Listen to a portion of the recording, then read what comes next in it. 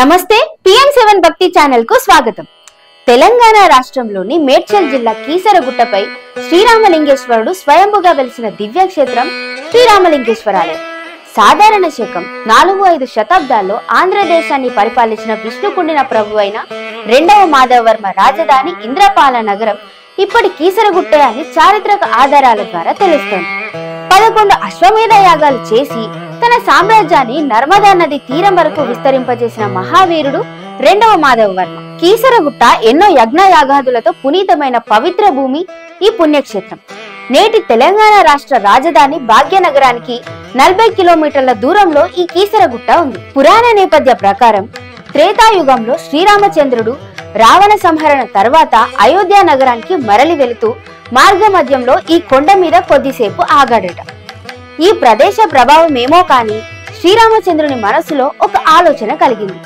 రావణ బ్రహ్మ సంహారం వల్ల కలిగిన దోష నివృత్తికి తాను చేస్తున్న శివలింగాల ప్రతిష్టలో భాగంగా ఈ కొండపై శివలింగ ప్రతిష్ఠ చేయాలనే ఆలోచన కలిగింది। మహర్షులు ముహూర్తం నిర్ణయించారు। వెంటనే ఆంజనేయుణ్ణి పిలిచి కాశీ నుండి శివలింగాన్ని తీసుకురావాల్సిందిగా ఆజ్ఞాపించాడు శ్రీరామచంద్రుడు। రామాజ్ఞ కావడమే ఆలస్యం। రివ్వుమని ఆకాశంలోకి ఎగిరాడు మారుతి। కానీ ముహూర్త సమయం సమీపిస్తున్నా కేసరి నందనుని జాడే లేదు। ఆలస్యం అవుతోందని ఆలోచిస్తున్న శ్రీరామచంద్రుని ఎదుట ప్రత్యక్షమయ్యాడు శంకరుడు। ఆత్మలింగాన్ని ఇచ్చి అదృశ్యమయ్యాడు। ముహూర్త సమయానికి ప్రతిష్ఠ కార్యక్రమాన్ని ముగించి ధన్యోహం అనుకున్నాడు శ్రీరామచంద్రుడు। ఇంతలో 101 శివలింగాలను భుజాల మీద మోసుకుంటూ రామచంద్రుని ముందు నేలకు దిగిన ఆంజనేయుడు పరిస్థితిని అర్థం చేసుకున్నాడు। తాను పడిన శ్రమంతా వృధా అవుతుందని బాధతో తాను తెచ్చిన శివలింగాలను కొండపైనే చెల్లాచెదురుగా విసిరేశాడు। అలా విసిరేసిన శివలింగాలే ఈనాడు ఆలయ ప్రాంగణ సమీపంలో కొండ మీద దర్శనమిస్తున్నాయి। మారుతి చేష్టలను చూసి చిరునవ్వుతో అనుగ్రహించాడు సీతారాముడు। హనుమంతుడు ఎంతైనా తన ప్రియభక్తుడు కదా। శ్రీరాముడు మారుతిని చెంతకు పిలిచి ఈ ఆలయంలోని ఈశ్వర దర్శనాని కంటే ముందే నువ్వు తెచ్చిన శివలింగాలను నిన్ను భక్తులు దర్శిస్తారని ఆ తరువాతే శ్రీరామలింగేశ్వరుని దర్శిస్తారని వరమిచ్చాడు। అంతేకాదు మారుతి తెచ్చిన శివలింగాల్లో ఒక దానిని ప్రధాన ఆలయానికి ఎడమ వైపు కొద్ది దూరంలో శ్రీరామలింగేశ్వరునికి అభిముఖంగా ప్రతిష్ఠించాడు। ఆ శివలింగాన్ని శ్రీమారుతి కాశీ విశ్వేశ్వరుడిగా భక్తులు సేవించుకుంటున్నారు। ఇక నుండి ఈ కొండ కేసరిగిరిగా పిలువబడుతుందని కూడా హనుమంతుకి చెప్పి శ్రీరాముడు అనుగ్రహించాడు। కేసరి ఆంజనేయుని తండ్రి కదా, ఆనాటి నుండి ఆ పేరుతోనే ఈ కొండ కేసరగిరి, కీసరగిరి, కీసరగుట్టగా వ్యవహరించబడుతోంది। ఇదంతా స్వామి తనను అనుగ్రహించడానికి చేసిన పనేనని తెలియనివాడు కాదు ఆంజనేయుడు। జ్ఞానగుణ సాగరుడైన హనుమంతుడు వినయంగా చేతులు జోడించి భక్తాంజనేయుడిగా స్వామి ముందు నిలబడిపోయాడు। ప్రధాన ఆలయం పశ్చిమాభిముఖంగా ఉంటుంది।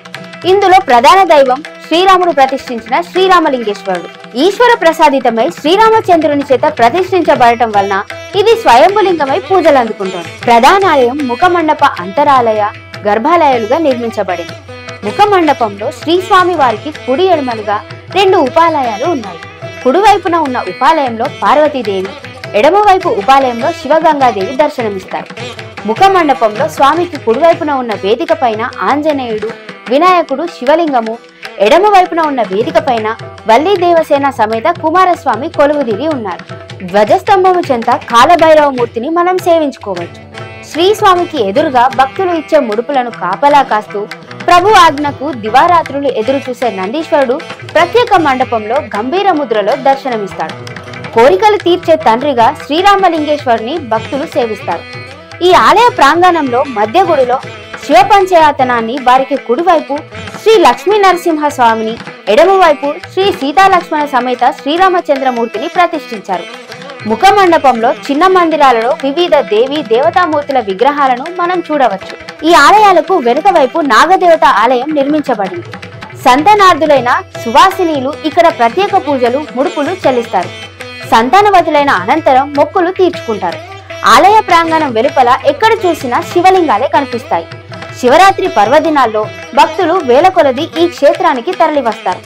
ఆనాడు భక్తులు ఎవరికి వారు ఒక్కొక్క శివలింగాన్ని ఎన్నుకొని స్వహస్తాలతో ఆ స్వామికి అభిషేకం చేసి విభూతి పూసి బొట్టు పెట్టి పూలమాలలు వేసి టెంకాయ కొట్టి పూజించేటప్పుడు వాళ్ళ ముఖాల్లో కనిపించే ఆనందం అనిర్వచనీయమైనది। ఆలయానికి అభిముఖంగా దూరంగా కొండ మీద మరొక భక్తాంజనేయ మందిరం కనిపిస్తుంది. దీనికి వెనుక భాగంలో 12 అడుగుల ఎత్తైన వేదికపై ముకూలిత హస్తుడైన మరొక శ్రీ ఆంజనేయమూర్తి స్వామికి అభిముఖంగా దర్శనమిస్తాడు. హైదరాబాద్ నుండి 40 కిలోమీటర్ల దూరంలో ఉన్న ఈ ఆలయానికి చక్కని ఘాటు రోడ్డు సౌకర్యం ఉంది. అలాగే హైదరాబాద్ నగరం నుంచి ఆలయం వరకు నగరంలో వివిధ ప్రాంతాల నుండి రవాణా సదుపాయాలున్నాయి. కొండ మీద భోజన, ఫలహార, తేనీరుకు హోటల్స్ కూడా ఉన్నాయి. అన్నదాన సత్రాలు కూడా కొన్ని ఉన్నాయి. చక్కని ప్రకృతి ఒడిలో ప్రశాంతమైన వాతావరణంలో వెలిసిన శ్రీరామలింగేశ్వరుని కీసరగుట్ట చూడదగిన మహిమాన్విత దివ్యక్షేత్రం.